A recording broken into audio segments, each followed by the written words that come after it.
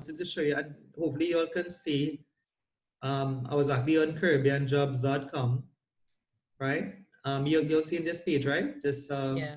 right. So there's actually 2 jobs out, but I had it on the computer from the certificate students that I just had, right? But there's actually one from Ramco, looking for a master's degree and a managerial position. But this is a HSC officer job. NEBOSH certificate, the NEBOSH diploma you're doing is way above, the level 6 rank of it is above an associate degree anyway, right? So I think the moral of letting you see these things today would have been to know that, despite the COVID situation, there is a lot of jobs, and I've been doing this every week for the certificate students. I just haven't been doing it for you all. I had it on the bottom of the screen there, so I just said I'll share it with you anyway. But there have been new jobs every week anyway, right? There was some I saw that they took off. Ramco was there a couple, maybe 2 weeks now. Ramco probably wasn't there that long, right? So that there are jobs available still in the field. And this is just, again, those who decide to pay and put it on CaribbeanJobs.com. There's a lot of companies that don't do that. There are a lot of companies that just have the vacancies, right? So it's good to know you're still seeing that brand there, the NEBOSH certificate being asked for, right? So I want to continue with vibration. I'm going across to that slide now. Again, if you get a chance, I suppose that's a great thing about the Zoom.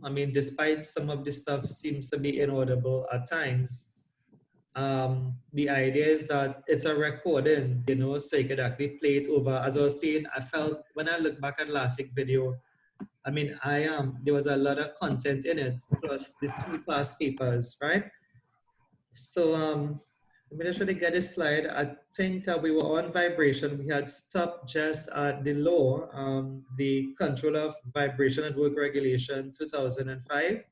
And that's way down in this slide, so it takes me some time to get it right. But we had seen the figures of HandArm Vibration, 2.5 and 5.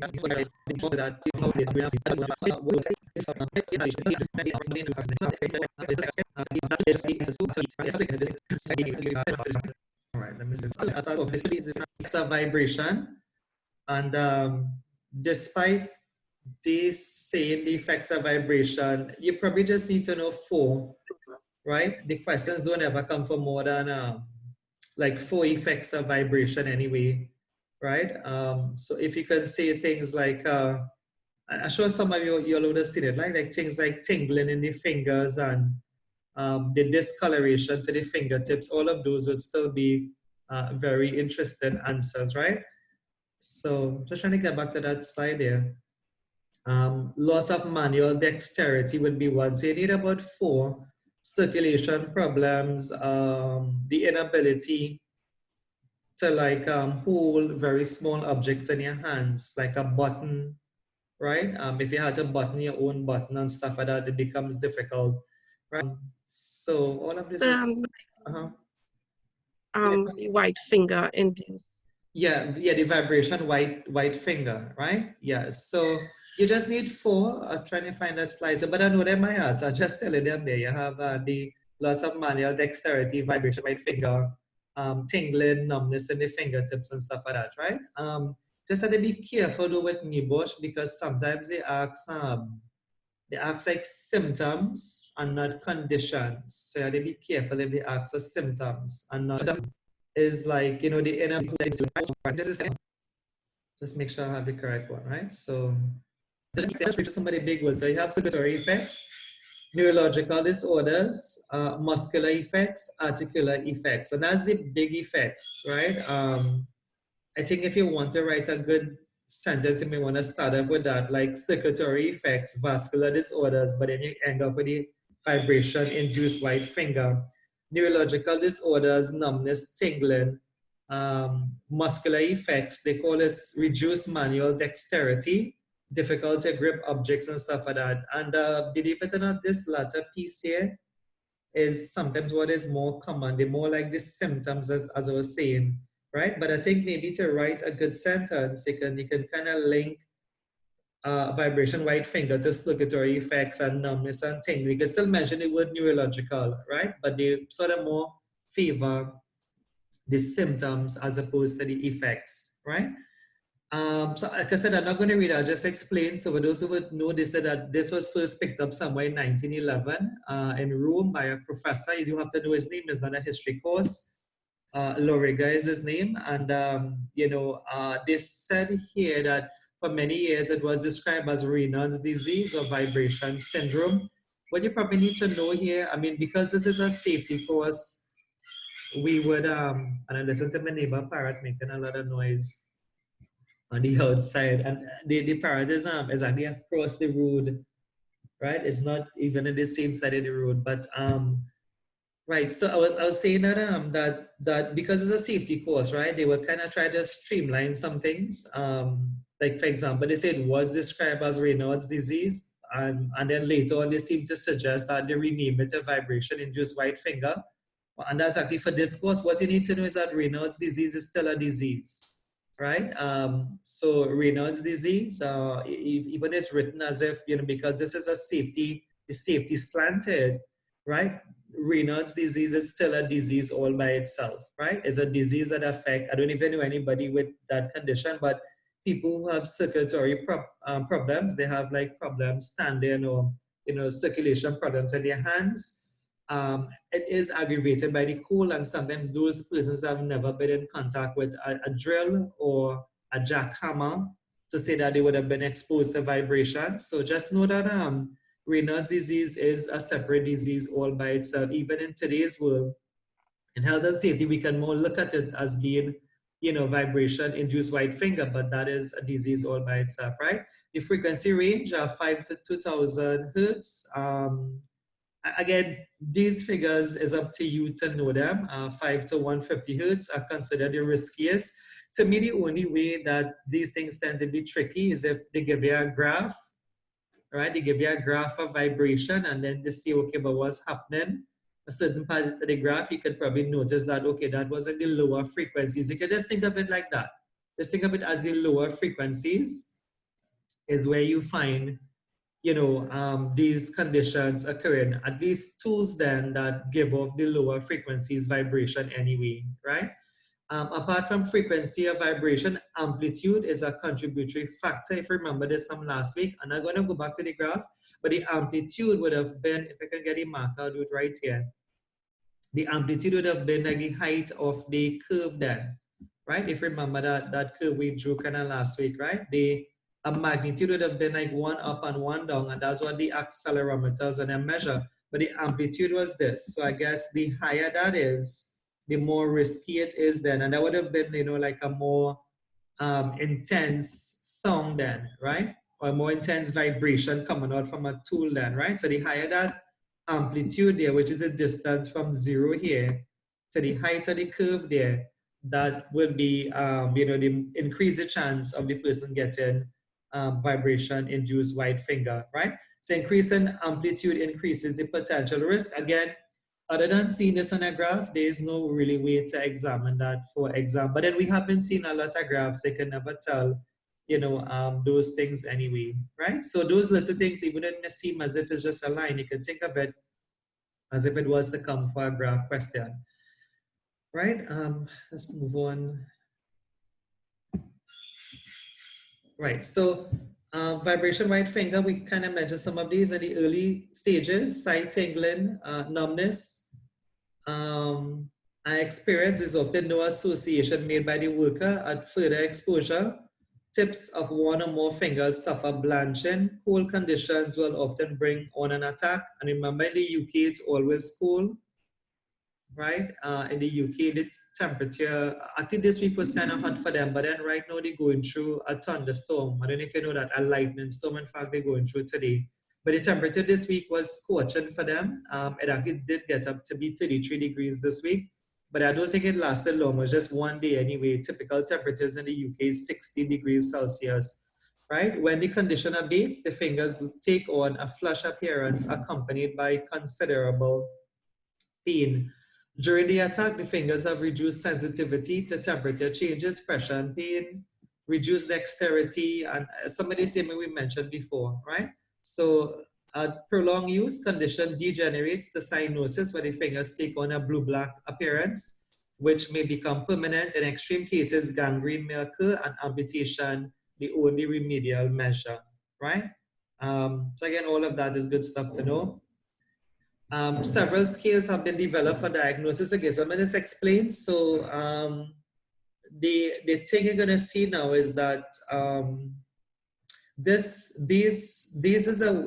here would be ways of interpreting the data you get from the accelerometer, right? If you look at it carefully, they say certain scales have been developed for the diagnosis, and this is the proper word. These scales are not really, when they say scales, I'm going to just break this down for you. These scales are in fact not scales, right? These scales are like a chart. The scales they're talking about is this. Sure you see before, there's a scale they're talking about, right? So it's not just like a physical scale or a piece of instrument. This is like a chart. The best way to say it is a chart. So several charts have been developed for the diagnosis by a doctor of your condition, somebody with vibration white finger, right? I mentioned to you last week, and not to be tooted, you know, too much, but I told him my dissertation was on this. So I know something about it, right? I mean, at the master's level, we had to critically analyze these things anyway. And one of them I remember talking about was this scale is actually 30 years old. This scale is 30 years old. Meaning that they may have been a better scale then. They may have been, you know, in the last 30 years, somebody could have come up with something different anyway. But this is still what we use. The Stockholm's scale is the proper name of it. And if you have any interest in this field, and this course doesn't lean you to do any research like that anyway, what you need to know is that they are really more than one scales. When they say several scales, it is actually true, right? It's actually more than one scale. The Japanese have another scale, right? There are other scales out there, there are other charts out there then that a doctor could look at to diagnose someone, like how bad is the vibration white finger. The Japanese have a very good scale as well, right? So just know that this is a chart. If somebody did have vibration white finger in Trinidad, the way to diagnose it is that they have this chart to look at. It's called the Stockholm scale. Probably the most famous one because of, you know, we more or less follow the European America agenda. So Stockholm is, I think, is the capital of Sweden. And so this is a popular scale, and it really does go from 1 to 3, even though this did go extend to 4 and 5, but basically from condition 3, if you look at this chart a bit, in condition 3, the numbness then has spread to the whole finger, right? It's spread as bad as it could be then. 1 is like the tips of the finger tip. So a doctor would look at your finger. I suppose the picture we have on this slide would have been somebody with stage 1. Stage 2, I think it's mandatory that the employer have to stop them, and then stage 3, it spread to the whole finger. That person have to be, you know, stopped from that job altogether anyway, right? So if you have any interest, I kind of try to tie this back to a passive question. I said, like, what they could ask is how would you do medical diagnosis? You'll have to be able to say that they will be a medical professional and they are using the Stockholm scale, right? So you'll see that, and again, other scales do exist. We have other tests include a sensitivity test and a cool provocation test. All of these are actually not the same as the Stockholm scale test. These are like different types of tests. The cold provocation, like they'll put somebody hand in a cold water and see, you know, if they respond to it, right? So there are different types of tests, but I think the most famous now in the world for the last 30 years has been the Stockholm's scale test or chart test anyway, right? So please remember that this is not a piece of instrument. It's just a chart that they would look at your fingers and then decide, well, how bad it is anyway, right? Types of tools that I guess that could induce vibration white finger. This should be easy for everybody, right? So I wouldn't read through this. I didn't mention anything about trigger time last week. Trigger time is the actual time in that your finger trigger, like somebody pressing, I guess, the button, engaging a button in a machine. They refer to what is called the trigger time, the actual time the person's hand is in contact with the trigger, right? So somebody could be holding a tool for 4 hours, but then the actual trigger time is actually 1 hour, right? From the time that maybe they would relax and, I guess, have the tool in a rest position, even if they're holding it in their hand, but the actual work then may come down to be about 1 hour trigger time. All right, next slide, we have whole body vibration. Some of the effects of whole body vibration. Again, these are only 4 marks if it ever was to come. Back pain, disc-related problems, osteoarthritis, abdominal pains, digestive disorders, urinary problems was a nice one I had remembered. Balance, problem keeping your balance, headaches, and visual problems, right? So, I mean, much more than 4-day anyway. Right? Of course, you see here, a causal link has not been firmly established, and this is how the literature go on this kind of work anyway, that there could be more than one causative factors there. Just like vibration, the person with vibration white finger could have been, you know, like the person could have had circulatory problems, right? And somebody here with back problems for sitting for a long time, you know, that back problems could be related to the person's overall health, right? So they say causal link has not been firmly established. It doesn't mean that there are not hundreds of cases out there saying yes, but then there are also like 100 different cases saying no at the same time, right? So whole body vibration is more difficult to specify as an occupational problem. Health effects tend to be less specific. Health effects tend to be indistinguishable from other causes. Vulnerable persons or group would include those with degenerative back disorders. I mentioned this just now, and the typical workers who may be affected, drivers of heavy vehicles, forklift truck drivers, and the list goes on anyway, right? And then this slide says identify the group of workers at risk. It was just on this slide there. So nothing too complicated that you cannot read. Group of workers, vulnerable people. Again, this is one of the reasons why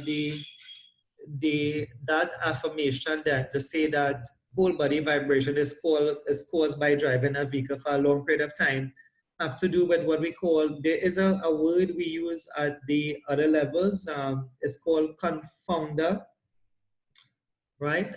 So confounders would be like, yes, vibration can cause, I'll go back to hand vibration for a bit and talk about vibration white finger, but then so could circulatory problems. So to people who may have a history of Raynaud's disease, yes, whole body vibration now could cause back problems and urinary problems, but then so too could be an infection, and so too could be, you know, somebody who may be classed as a vulnerable person, right? So I mentioned that this whole thing, if you all if some of you all, I know we have always been talking about that in the background. The jersey I wearing today still says that the Shadrach jersey still have masters to the back of it, that hopefully when some of you all finish, if you want to get into your masters, that we would be going into that way anyway. And that's where you come across those kind of research, right? Where you find that the safety people are saying, yes, these things are caused by vibration, and some people are saying no. So that's what you're seeing here, right? All of these are what they call confounders. You have vulnerable groups of persons, people who may have existing hand-arm vibration syndrome or Raynaud's disease or peripheral disease. Smoking seems to bring on the vibration-induced white finger, strange enough, right? Smoking tends to do that. Trapped nerve in the hand or arm, maybe from prolonged work, past history of injuries or malformations to the hand or even to the back, exposure to toxic agents or medication that affects peripheral blood circulation. So there are a lot of confounders there. And I suppose I guess, you know, when any of you all, if you decide to do your masters, and then for some of us as when, you know, that, what I was going to say, that my study, right, I'd actually done a study in Trinidad and Tobago here. I mean, thinking that workers in Trinidad was affected by vibration, and I had done machine shops and stuff, but my results turned out to be not, that it was not the case, that vibration white finger and these back problems and them, you know, more or less is not caused by vibration anyway in Trinidad and Tobago, right? So that's the outcome of a research anyway, that the research could go either way. Nothing is wrong with it, right? It's just that, you know, that in the field of safety though, you know, it more or less is written as if vibration is causing everything. But the truth is, you can have a lot more factors out there, which we call confounders, as I mentioned. And those can actually result in some of the same conditions that we would, you know, look at and say that it is noise, if we talk about noise still, or vibration white finger, right? So nonetheless, keep that to the back of your mind that confounders do exist that could bring on the same condition anyway, right? So we looked at this last week. However, though, I need to add a new piece to it. I looked at this and we did mention the transducer. This is something in the accelerometer. You don't have to really go and study that. But I was saying it's the same thing as your phone. Your phone have one of that inside of it, where if you turn your phone from side to side, it tends to pick up, but the image tends to move in that way as well. So that's a transducer, and it is capable of measuring vibration along the three octagonal axes, X, Y, and Z. And as I was saying before, the slide I had with the figures in it, right? All I'll mention here is the AE. You can take a read of this, that the accelerometer have to do some conversion as well. They have to do some weighting to the vibration figure that you're seeing, and it is actually weighted for 8 hours, right? The unit is ms to the minus 2 or m/s to the power of 2, and you must put A8 to the end of it to get a proper mark, right?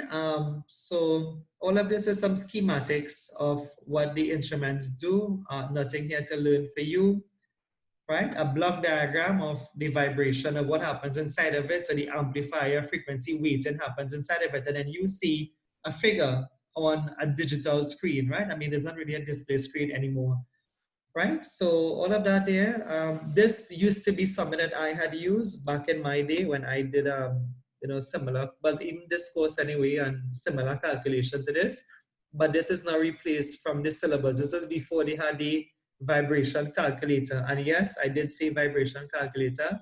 We did mention the noise calculator, but there's also one for vibration as well. Right, so if you want to get that one, this wasn't hard to use. This is very easy to use, by the way. All you had to have was a ruler, and you would just have to coordinate the figures, right? Like instead of match up 2 here, right? 2 would match up with 0.2, and then you get the exposure time. It wasn't really hard to use, right? And the lines would kind of crisscross all this way anyway. It was called a nomogram. Of course, it's not on the syllabus anymore. It's now replaced by the vibration calculator, right? As I was talking about the law, I said there's something new I have to add to it. The new thing to add to it, so we did mention this, was this, right? So the new piece is this here, that in the use of the vibration calculator, right? You have to know these 2 figures by heart that you're seeing here. On top of what you probably already would have had to learn, right? So the 2.5 and the 5 and the 0.5 and the 1.15, well, that madness is ready from here anyway. But remember, you're not going to get the online calculator to actually use, right? So what you would normally use is that you have to know, if they give you that the exposure action value, the point system, is taken to be 100 points. So if you cross 100 points, it means the employer must take action to reduce the level of vibration. And if you cross 400 points, it means that the employer could be fined and the company would have broken the law then, right? Once you get 400 points anyway, right? This point system here is meant for both type of vibration. Most of HandArm, most of the exam questions are HandArm vibration. But just to let you know, most of them, I'll say that again, is HandArm vibration, but this could be used for, again, whole body vibration as well. For both type of vibration, and once you use the HSE exposure calculator, it shouldn't cross 100 to 400, right? So you can learn this for calculation purposes, because you would not be given the online calculator. It's like a graph, and if you see it over 100 to 400, you know, okay, you have crossed the exposure action value. And if it's 400 and over, you have crossed the exposure limit value, right? So I'm moving on. I'll come to that. I was going to pause there and do the passive, but I won't do that. Let's try to finish up the work first. We'll come back to the passive there, right? So you have here, what is the exposure action value? Very similar to noise. Is a similar daily worker exposure to vibration. So warranty exposure ELV, or 2.5. This is how this image came down, and it didn't come down to be much, you know, I guess that you could see it anyway. But I think the idea here that I put it here was that to know that there is something called the HandArm Vibration Exposure Calculator for real world. Again, you would not be given this for the exam because this requires that you be online to do the calculation live from the internet, right? So just to let you know, I'm just gonna put it there, and it's very simple. I know you can't make out the figures. I can't make it out either. Just put in, like you have to put in the vibration.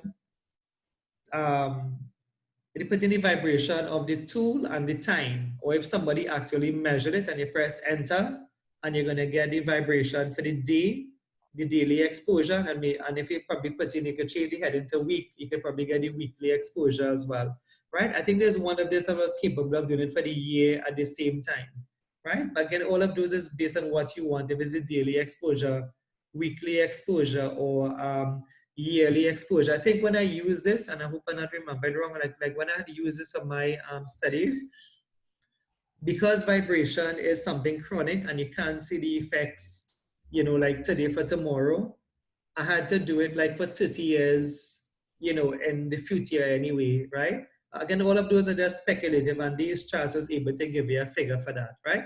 So the passive I have is going to be similar to this. I sort of lining up kind of X and Y coordinates. We have been seeing this for the last 2 weeks anyway. We have been seeing a lot of you know, questions like this. Again, that is not too much visually there, you know, accurate. But again, I put it because it's just like a pity. When we get to the past paper, you'll have to see the actual question, right? So pass paper question there, but I wouldn't do it as yet. As I tell you, I'll move on a little bit, right? So how do we control vibration? They have a lot of neat suggestions here. Neat and practical, right? I wouldn't read all, I'll just break them down. I think they were saying here, for the first one, purchase equipment with a low vibration, you know, emission coming out of it anyway. So buy only low vibration, plan for higher, right? You know, and you can take a read of that anyway. So low vibration tools. This is an idea of someone using the accelerometer for HandArm vibration, right? If you want, you could do a little bit more studies on that anyway. Not much of that makes it to discourse, right? So some nice pictures there. Trying to get the trigger time and then onto the tool for the worker, right? Manufacturers are under increasing pressure to develop low vibration plans. So this is yet another example of the one we saw before. This here, they said the vibration went from 5 to 6 meters per second squared, which is the limit, down to 1 to 2 meters per second squared without affecting the mower's control. Remote operated plants is a good idea as well. In this case, the operator vibration exposure would be 0 because your hands or their back is not in contact with the moving piece of equipment, right? Again, like I said, some neat solutions. This is one where they were using a particular tool, and then they changed it out to one with sort of like a belt, right? Instead of just the blade alone, right? So the solution was changed over to belt grinders for most jobs. It was a little bit more expensive, in fact, much more expensive, about $500 more, 500 pounds. That's actually 5,000 TT, right? I've been close to 5 more expensive, but it was able to drop the vibration from 2 meters per second squared to 0.5 meters per second squared. At least for exam, you don't have money to worry about, at least hopefully not. Unless the question asks you to consider that. If it's just solutions, you can mention, you know, something similar to this instead of moving. So they're using like the straight grinders, a straight grinder. You use what the solution here. This but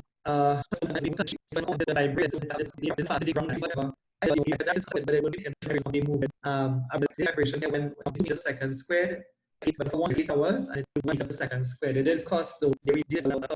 Gloves and some whole idea about gloves. That gloves do not really prevent hand vibration. So the close for example, here.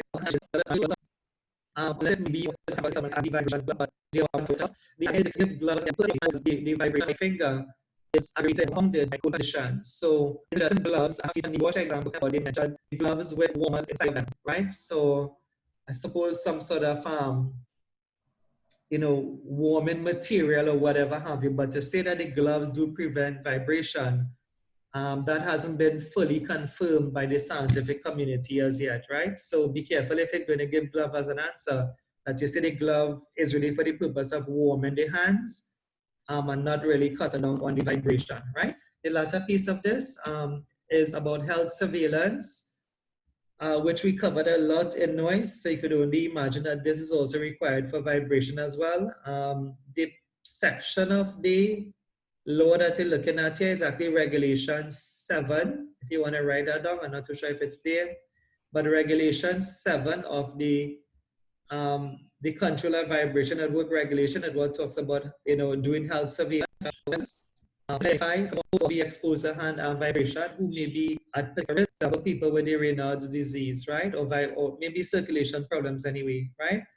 Health progression, right? But the health surveillance is in Regulation 7 of the control of vibration at work regulation.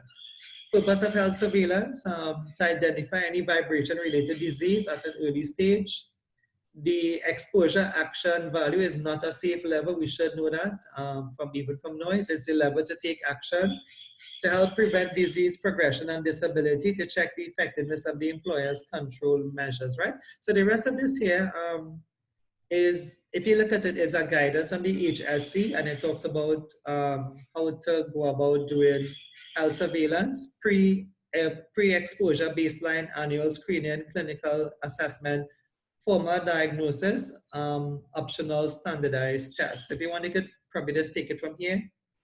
A guide to do the health surveillance from level 1 to level 5. Health surveillance is started with a questionnaire, and then you could end here. If you just take the first and the last, so the health surveillance here started with a questionnaire, and the questionnaire could be, I have actually found these online. I use quite a lot of them.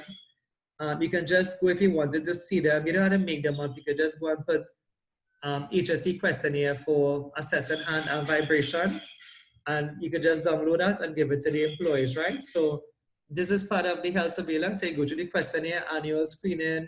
Then from here, the person is required to visit the Occupational Health and Safety unit to probably see like the Occupational Health and Safety practitioner or an approved, doctor. Coming down here, you're going to see, yes, definitely a health physician. And then, you'll be from level 4, then you'll be more or less listening to the advice from the health physician. If you say the person have to be taken off the job or, probably reassigned or rotated or whatever have you. But that's the idea of the health surveillance, starting from a simple questionnaire down to specialist advice and testing, right? Who could do some of these testing? I guess you know that this have to be somebody competent. Basically, a doctor is what you have in mind here, right? Of course, you could have companies have a health and safety it's not practitioner, but a health and safety, like a nurse. Some companies have them. Those persons must have I guess a master's degree. I know some of our students would have been doing that, and they must be like a registered nurse at the same time, right? So that's what could this point be here anyway. So these people, they must be trained and competent to do these types of assessment and give that type of advice anyway, right? We mentioned the Stockholm scale before when they're looking at it. The health professionals, that is, stage 1 in the Stockholm scale is less severe or least severe. Stage 3, more severe, and the qualified person must be able to conduct the interview and examination, right? So a lot of stuff there, and that's just good reading anyway. That is, what if I passed everything there, right? There was a slide.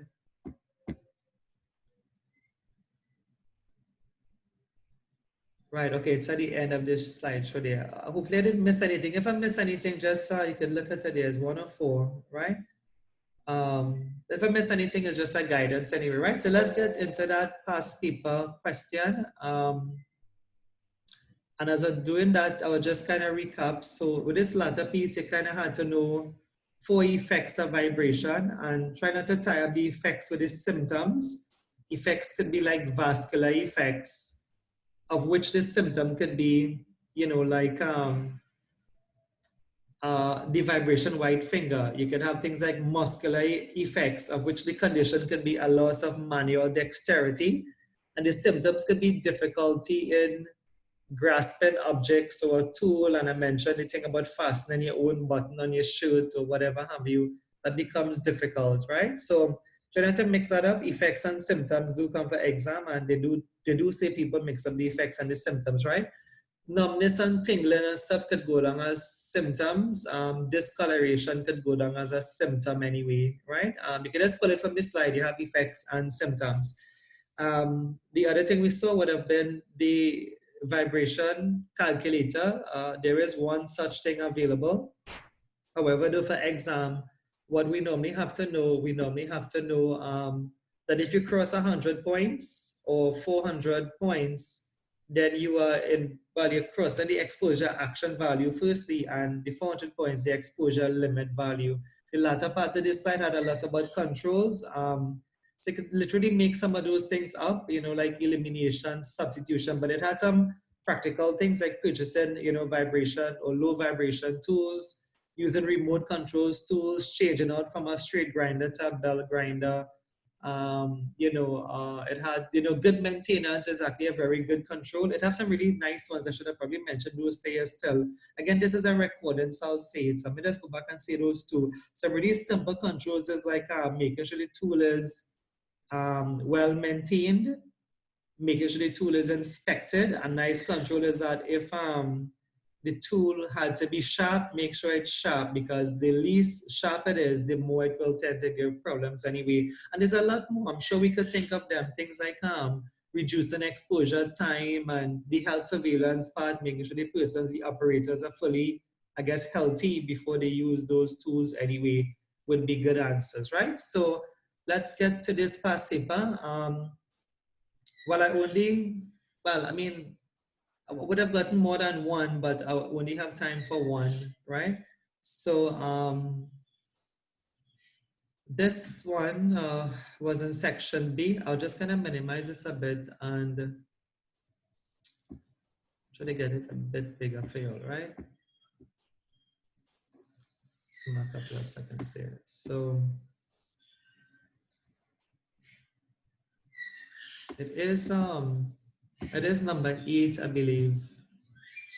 It's about 125 on the view, right? So, all right, okay, I think that's it right there. I'm going ahead of myself here, right?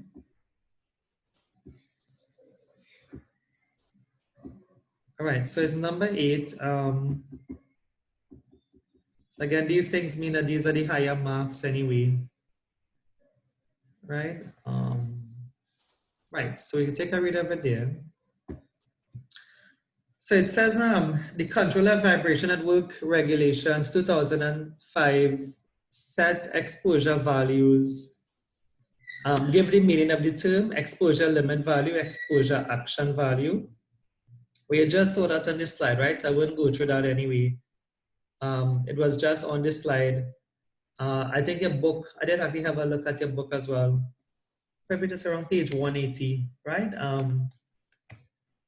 But it's straight from your book, right? And those are two mark definitions anyway. So the only thing I'll probably mention here that I know that they would say is that you must mention that these things are like a daily exposure level. It's measured in meters per second. You must probably say that it's the measuring the vibration magnitude. And you give the proper units at the end of it, right? So of course the real reason I chose this one wasn't because of that definition, because of the graph you see that I had on in there, right? So part B of it says, a building contractor has been asked to remove a large area of concrete paving using a handheld concrete breaker.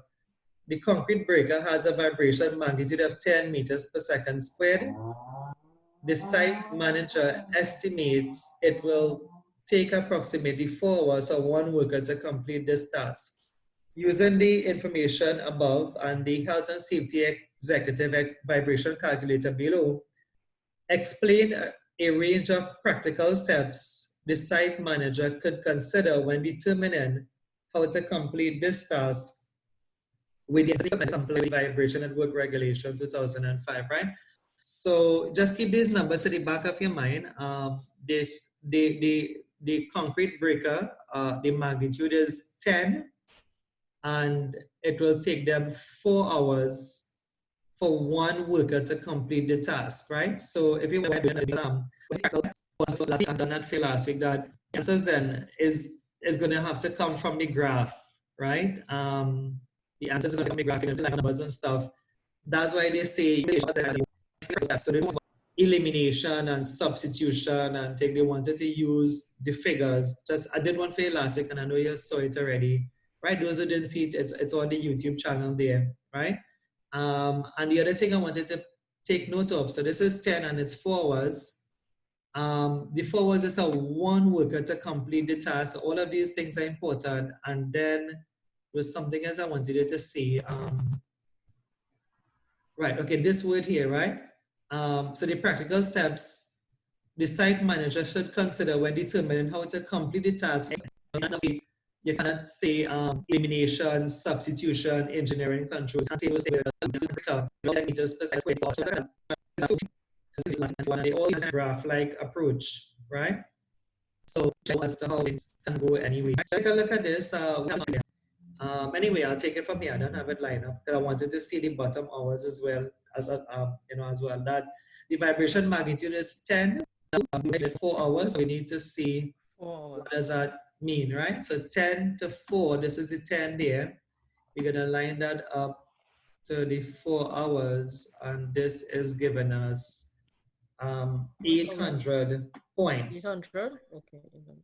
Yeah, correct. Yeah, 800 points. Yeah, so Yeah. definitely that this is in excess of the exposure limit value, right? The ELV. So you have to mention that. Remember, this is now coming from the points. I was saying like for the calculation, you have to know that the limit value is 400 points.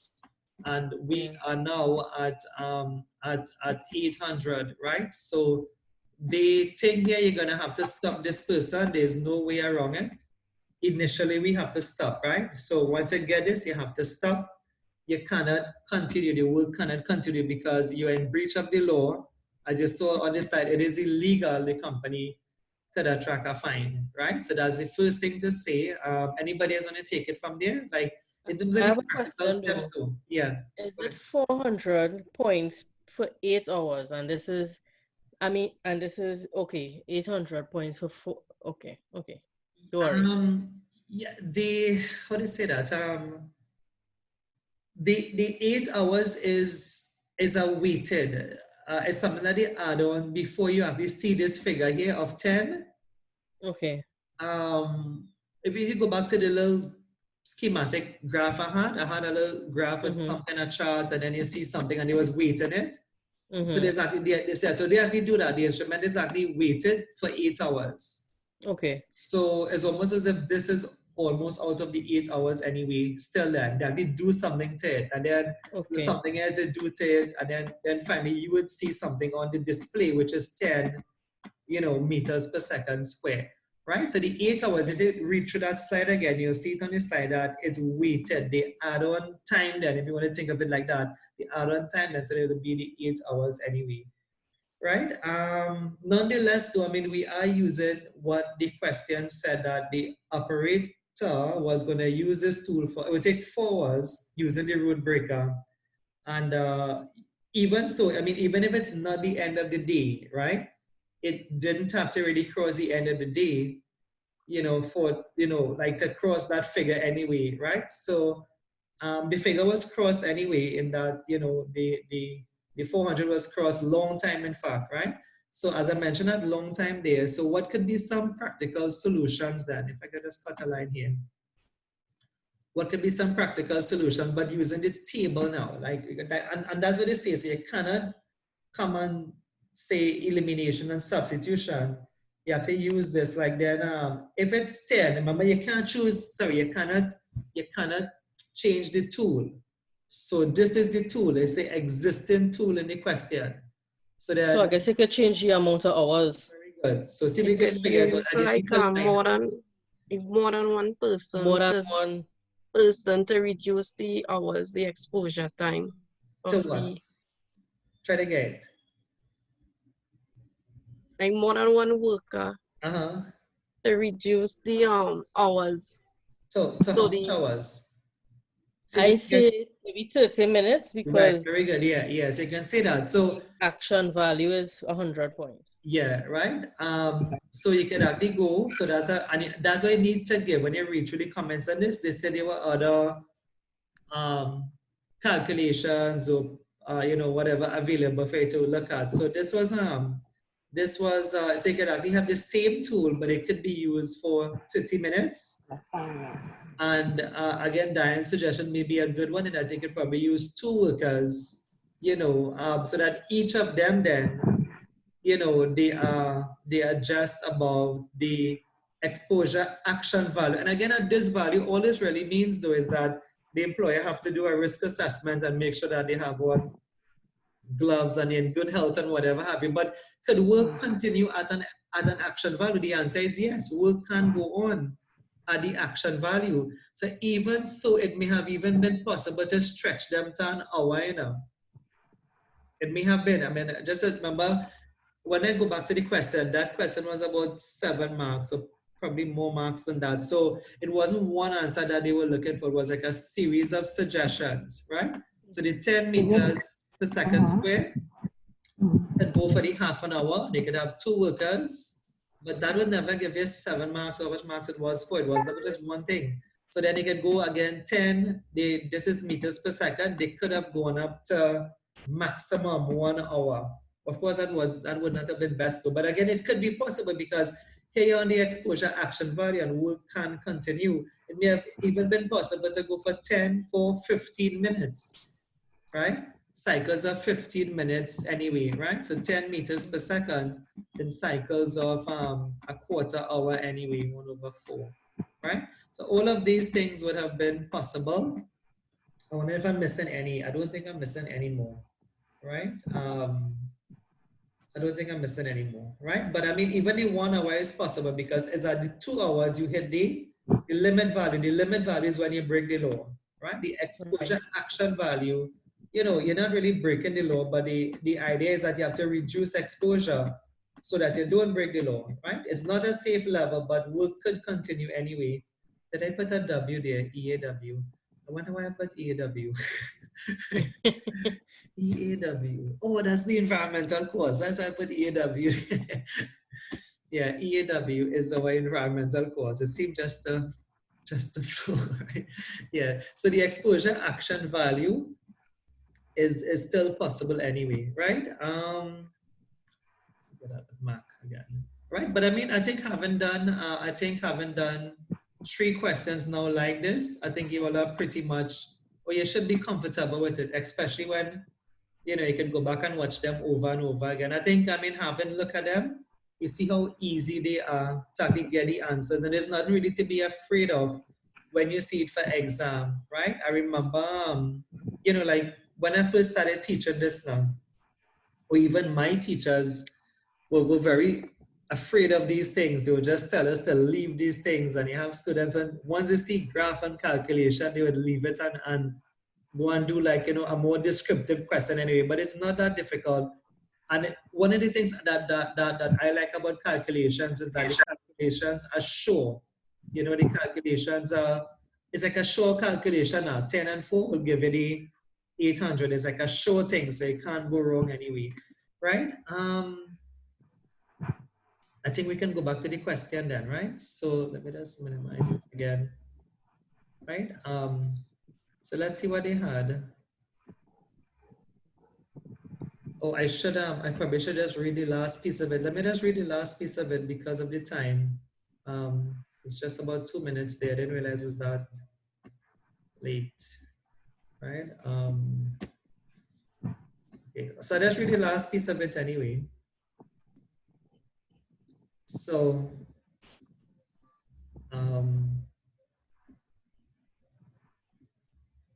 Right, so part A, let's clean all those drawings from it as well.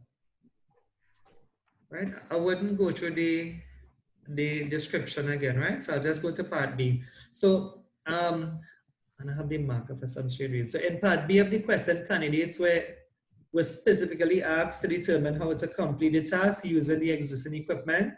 So those who mentioned using alternative work equipment or methods were not given credit, right? I'm gonna have to change this thing back to the cursor. Right. Okay, so should have it here. So there were options on how to complete the task with the control of vibration at Work Regulation 2005. For example, the site manager could use more than 2 operatives each working for less than 30 minutes a day, and then all would receive a vibration exposure that was below the exposure action value represented by 100 points on the calculator. Other permutation of numbers of operators and time spent working with the equipment were possible, and these also gained marks. So just remember what I said, that you could have gone up to the hour, you could have come down, you know, I said 15 minutes, you know, but, you know, and that would have still given me marks anyway, because again, I didn't go back up to see the marks, but I know this was way more than 2 marks, so you had to come up with some other suggestions. Some candidates commented, okay, I wouldn't read this, I read this before. I think they were saying that some students, hopefully in the UK, commented that the chart needed to be in color, right? Of course, to me, the color wasn't important anyway, right? Right, so part C, which we didn't read the question, but based on the time, I'll try to pick it up from right here anyway. Responses to part C required candidates to think about control measures that could be used in the future. And then this would be really nice now, because if they say in the future, it means you could go and talk about, you know, engineering controls and changing the tools, etc. Right? This would have been, I mean, this to me would have been something to go to town on, and not really limited anyway, right? So, and this could include the use of alternative work methods of equipment. Some candidates continue to utilize the information provided in the agency calculator to determine that selecting equipment with a vibration magnitude of less than 4 meters per second would allow one operative to complete the 4-hour task in 1 day and still receive a vibration exposure below the EAV, right? Other relevant control measures include maintenance of the concrete breaking equipment, the use of such equipment with heated hand grips to improve blood circulation in the hands of the operatives, right? So that would not have been I don't know if you want me to just talk about this a bit. If you didn't understand this piece here, they suggested that you could use the figure, you could use back the chart to actually prove that, right? You could use the chart to prove that you could now select a tool. How they got that one, I'll take it back the marker, how they got that one. You could use this table now, right? If they said that the work was of 4 hours, so you could use it to suggest a tool now. If you had to purchase a tool, like what would be the best magnitude, the vibration value to look at? If the work had to be done for 4 hours, you can probably use a tool anywhere around here then, right? This is the 4 hours. I suppose, yeah, I suppose at the 4.5, right? I mean, but anything here, I guess this could also be an answer as well for the 4 hours, right? What about for the 8 hours, right? I mean, you could use different calculations anyway. Once you don't cross the 100, so this here, I mean, I could have suggested that the work could have been done. A nice suggestion is the work can be done for 4 hours, but the tool must be able to give off 3.5 meters per second squared. In this case, I would not have crossed the action value. And of course, you could actually get the 4.5 because the 4.5 here, right? I guess it could probably be a little bit more based on what I'm seeing here though, right? I suppose you get other calculations like that, right? The 4.5 here, you know, would give you a figure about 160. But I suppose that was possible to use this figure here, to use the graph to get other values then for the worker, right? I could even get one for 8 hours if that was even possible. But if I'm going to show you this one here, this was 8 hours. I think this is the one that they mentioned. If the worker had to now work for 8 hours as opposed to the 4 hours, they could use a tool.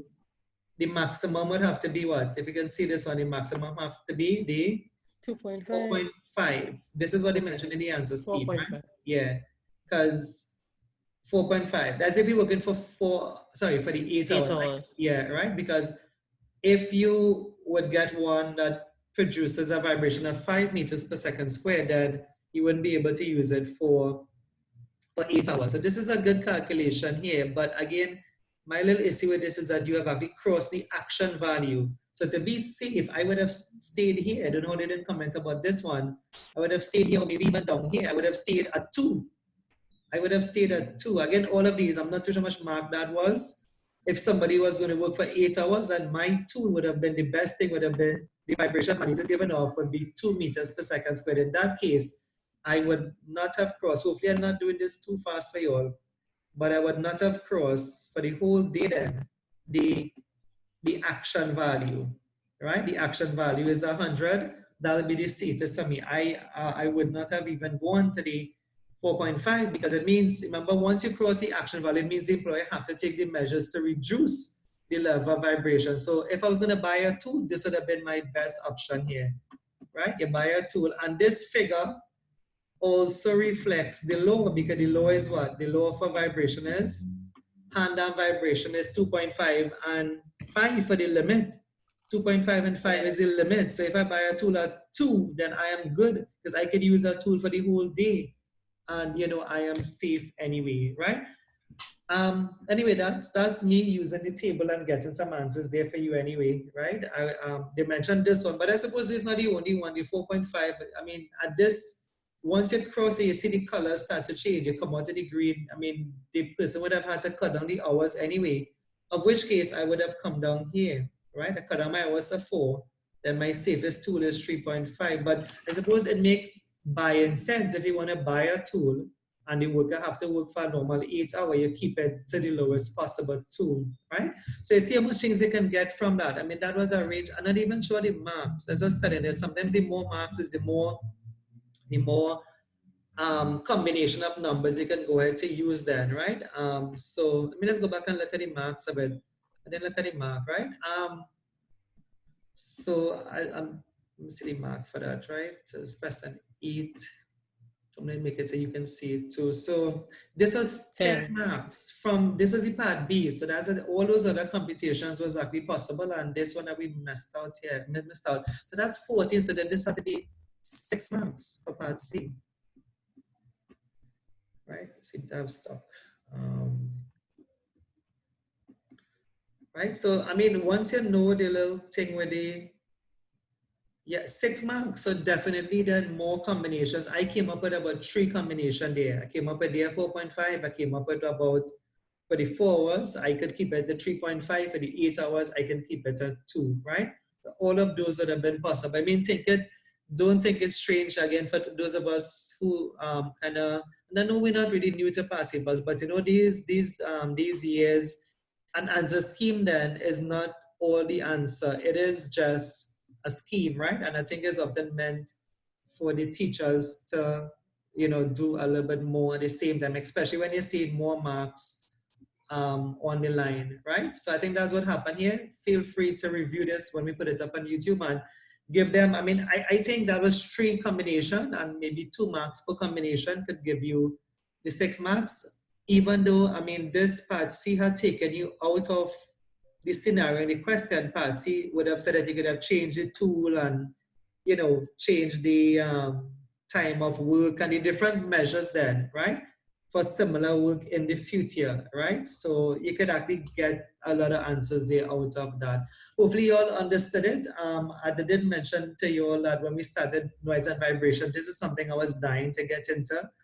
I think I see this as a fun part of the course. To me, to talk about noise and effects, and I've been doing that for 10 years. No, I mean, it's kind of boring for me, but whenever you see things like new graphs and new charts and whatever have, I mean, that still keeps it a bit interesting for me anyway, right? So, and I think even for learning to the effects of noise, anybody could learn it, how to control noise, anybody could learn that. Same thing for vibration and things as well, right? So this brings us to the end of this chapter, finally, right? Today was the day, the 27th of June is when we were carded to finish this. Let me just stop the recording because I just all talking now, right?